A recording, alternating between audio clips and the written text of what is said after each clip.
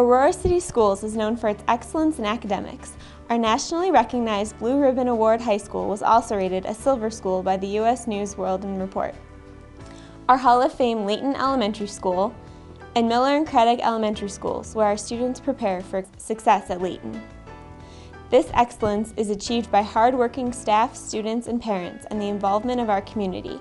Without the commitment of this team of people, our district would not succeed, but it also takes funding. Hi, I'm Julie Kirk, and I'm a student at Aurora High School. I'd like to give you a tour today of Aurora City Schools so you can see for yourself why passing the levy is so important for our students. Let's start our tour here at Aurora High School.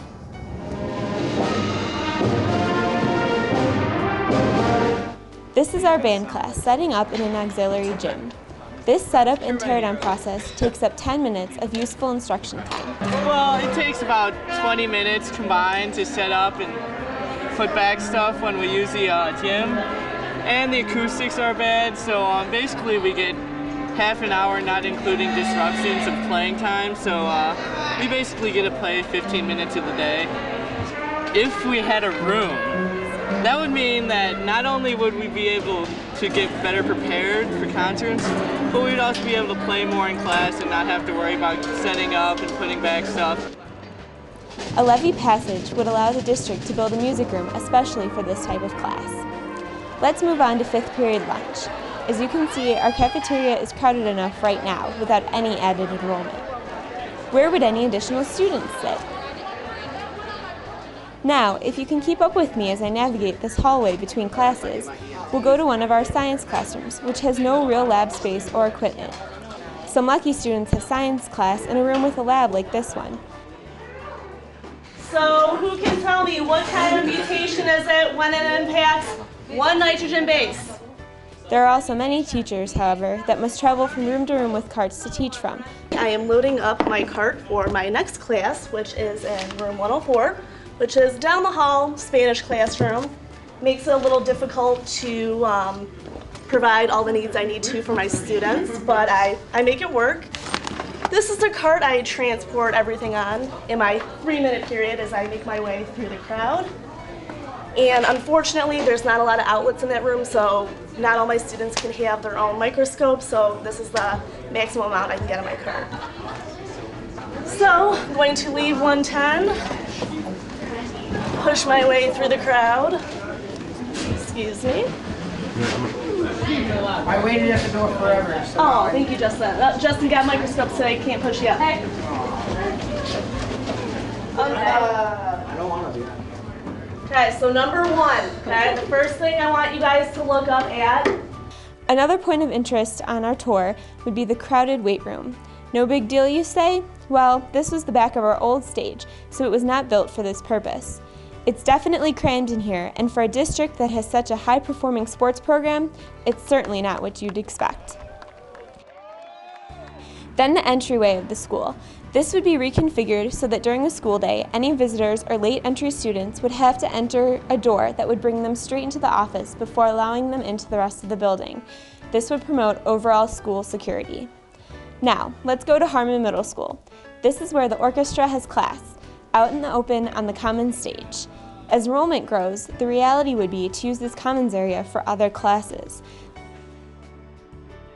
Here when this door is closed, the band sound kind of vibrates off the wall, so you're going to have to be really quiet today. There's already a lack of classroom space. The health class happens in the weight room, and this is our special education room. This is where intervention takes place in a room short on space. Next to this room is the Media Center. Right now, it houses 4 computer labs because they had to be moved from regular classrooms to make space. This decreases the amount of other book and media resources that can be offered to students.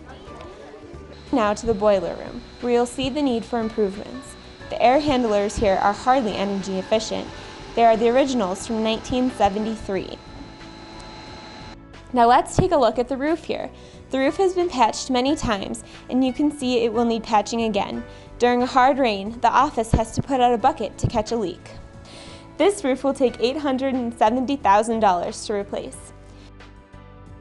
I'm teaching in a classroom that's mainly set up for reading or social studies. Unfortunately, I do not have, tile floors or Bunsen burners or running water. So it's a challenge at times, especially when I would like to do labs. Unfortunately, without the tile floor, with having the carpeting, it's hard to work with chemicals and things because if they spill, it's hard to clean up. And it's also a hazard if we're working with, other chemicals and fire. Science classrooms are also needed here at Harmon. Some are held by using a portable cart, limiting lab experience. And security needs improving too. The district would move the office to the front of the building to greet visitors. The parking lot here would also be reconfigured because this is what it looks like when school is out. Buses are lined up and kids are weaving between them to go home. It is far from the safest situation. A new parking lot will line buses up differently and get them in and out more efficiently. Miller Elementary will need a new boiler as well. This is the original from 1967. It is far from energy efficient and replacement parts are hard to come by and are very costly.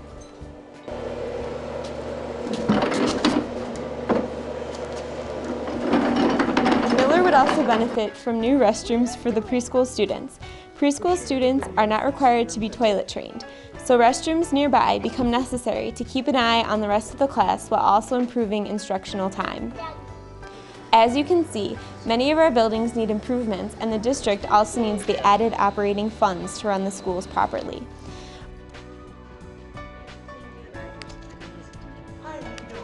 Aurora City Schools needs your help on March 4th. Please vote yes to touch a child's future. Vote yes for Aurora City Schools.